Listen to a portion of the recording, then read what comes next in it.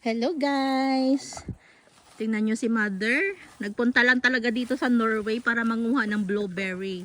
Kasi naman, ang pinuntahan naming forest ay napakaraming blueberry. Tingnan mo.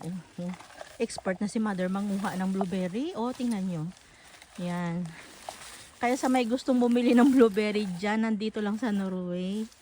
Mag-PM lang kayo sa amin. Ayan, murang-mura lang yung blueberry. Ayan pa Sarap mo, madami. Yan. Diba? Ganyan lang po yung technique para makadami. Diba?